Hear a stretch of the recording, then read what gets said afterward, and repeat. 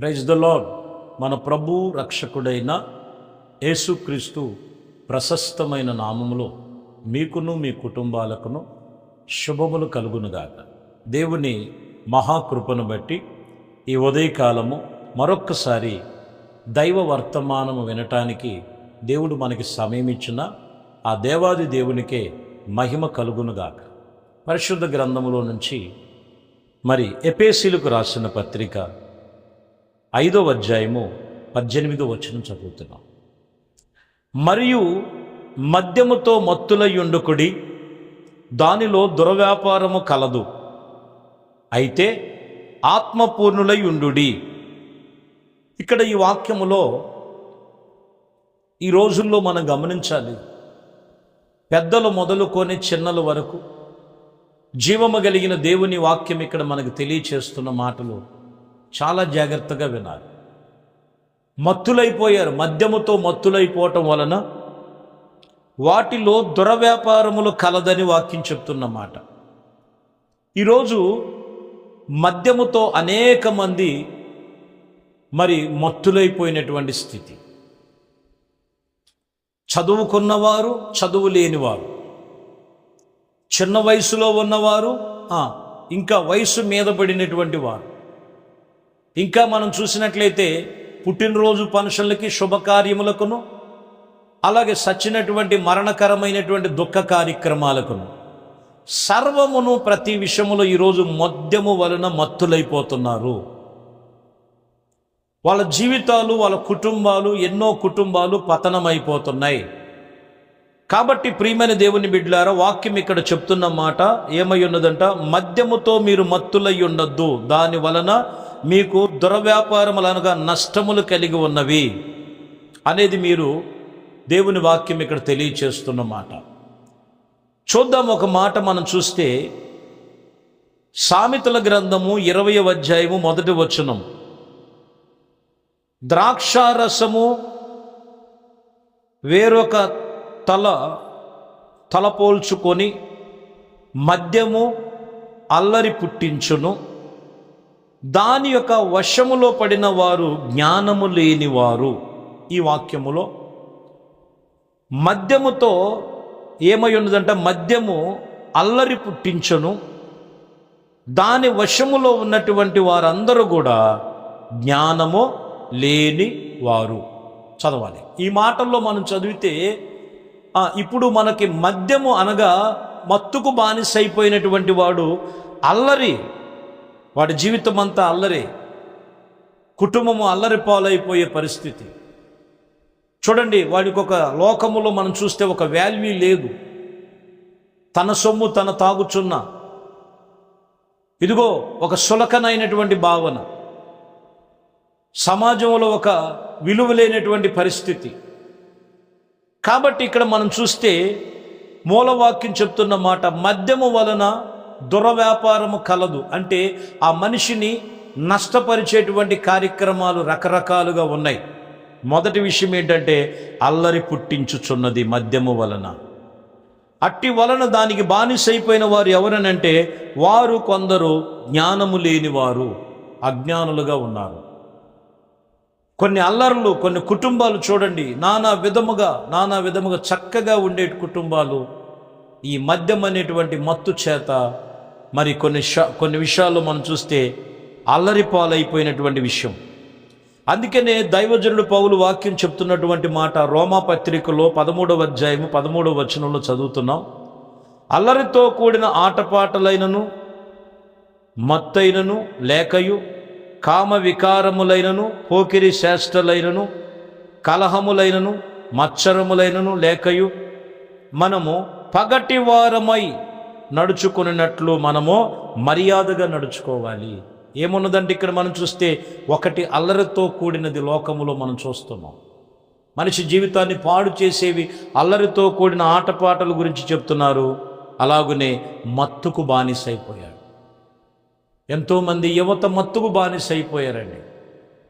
చిన్న చిన్న వయసులోనే గంజాయి, డ్రగ్స్కి అలవాటు పడిపోయి, చదువుకునేటువంటి చిన్న చిరుప్రాయములో ఉన్నటువంటి పిల్లలు ఎంతోమంది మత్తుకు బానిసైపోయి నానా విధమైనటువంటి పరిస్థితుల మధ్యలో ఒక విలువైనటువంటి భవిష్యత్, ఒక విలువైనటువంటి వాళ్ళకిచ్చినటువంటి విలువైనటువంటి బంగారపు భవిష్యత్తు రాబోతున్న తరాలలో యువత మరి దేశానికి ఒక వెన్నుముకగా ఉండవలసినటువంటి స్థితిలో అపవాదైన సాతానుడు చూడండి గంజాయి అనేటువంటి ఒక మత్తు, అలాగే మద్యం అనేటువంటి మత్తు, ఏదో ఒక మత్తు వలన కుటుంబంలో ఆ తండ్రి లేకపోతే ఆ కుమారులో ఈరోజు ఏదో ఒక మత్తుకు బానిసైపోయినటువంటి కుటుంబాల్లో ఈరోజు ఎంతోమంది వాళ్ళు జీవితాలు పతనమైపోతున్నాయని మనం జ్ఞాపకం చేసుకోవాలి. కాబట్టి వాటి విషయంలో మీరు నడుచుకొనక పగటి వారం అంటే వెలుగు సంబంధులుగా మీరు నడుచుకోండి.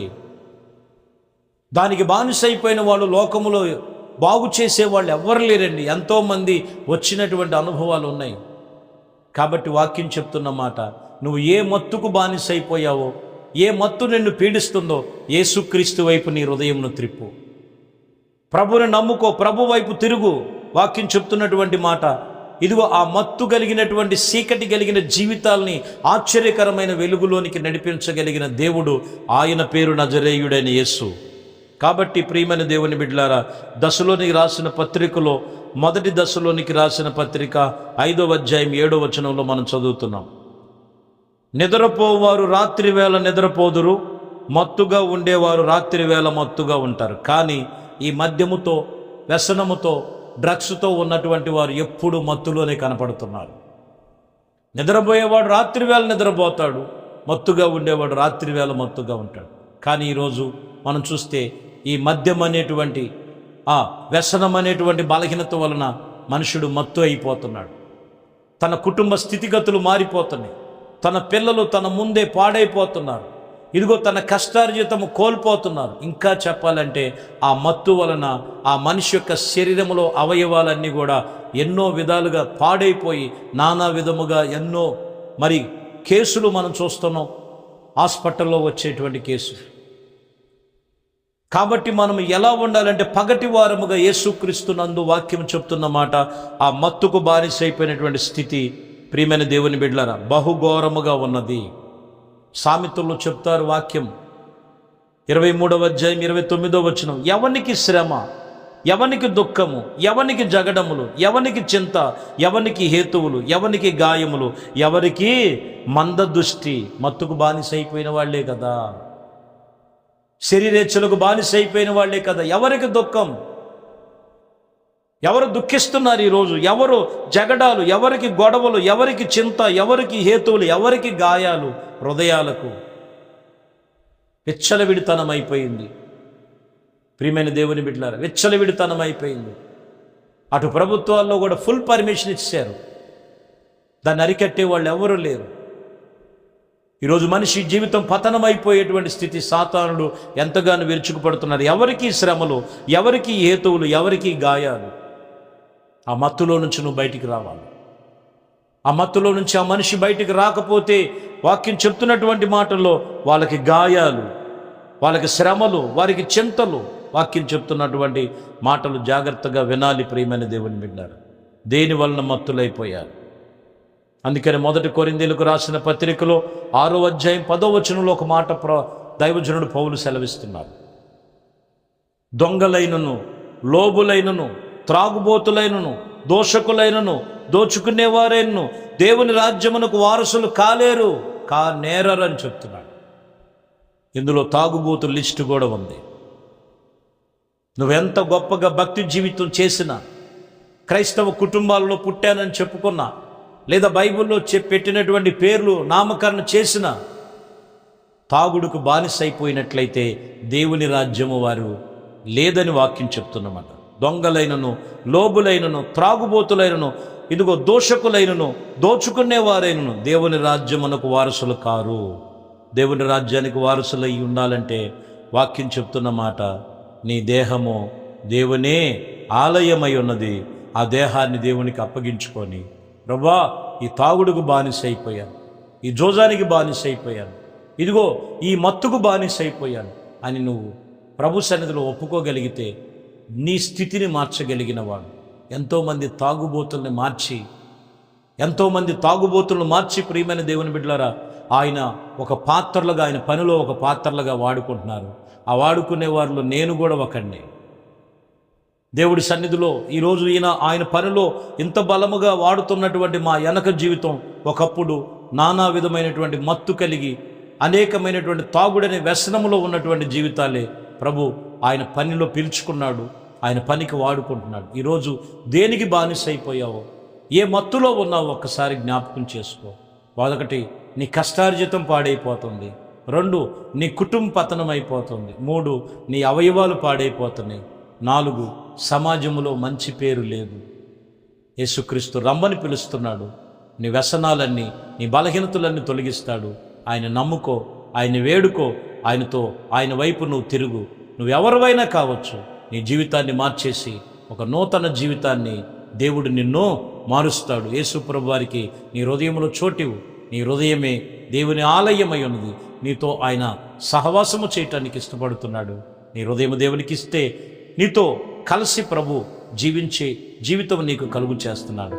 అట్టి కృప నీకు, నీ కుటుంబానికి కలుగు చేయనుగాక. ప్రార్థన. మహాపరిశుద్ధుడా, ప్రేమ కలిగిన తండ్రి, అయా మరి ఈరోజు వాక్యము చెప్తున్న మాట, ఎవరు తాగుడని మత్తుకు బానిసైపోయారు, మద్యము వలన మత్తులైపోవద్దు, దుర్వ్యాపారాలు ఉన్నాయని, ఇదిగో తన ఆయా కష్టార్జితం పాడు చేసుకుంటున్నాడని, అట్టివారు దేవుని రాజ్యమునకు వారసులు కాలేరని, ఇట్టివారు చీకటి సంబంధులై ఉన్నారని ఎన్నో సంగతులు చెప్పారు. ప్రభు, శిలువ మరణానికి అప్పగించుకొని ప్రతి మానవ పాపము మీ భుజముల మీద శిలువగా మోపుకొని, కారణం ఏంటంటే ఈ వ్యసనం అనే బలహీనతలు తొలగించండి. ఎందరైతే వాక్యము విని, ఎందరైతే తమ జీవితాలు ప్రభు మీకు అప్పగించుకొనుచున్నారు, ఎక్కడ బానిసగా ఉన్నారు, ఎక్కడ బలహీనంగా ఉన్నారు, ఏ విషయంలో ఇంకా తాగుడి నుంచి బయటికి రాలేకపోతున్నారు, అట్టి వారు యేసు నామములో విడుదల కలుగునుగా. ఇప్పుడే అయ్యా, ఎంతోమంది తాగుబోతులు మార్చావు, నన్ను మార్చిన దేవుడు అయ్యా, మీ బిడ్డలను మార్చండి, ఆ వ్యసనములోంచి విడిపించమని సమస్తమును నీ చేతులకు అప్పగిస్తూ సర్వ మహిమ ఘనత ప్రభావాలు మీకే పొందుకోమని ప్రార్థించుచున్న ప్రతి కుటుంబాలను మీ స్వాధీనపరచుకోమని యేసుక్రీస్తు నామములో ప్రార్థించి వేడుకొనుచున్నాము తండ్రి. ఆమేన్. ప్రభు మిమ్మల్ని దీవించునుగాక. ఆమేన్. దేవునితో వచ్చిన పరిశుద్ధ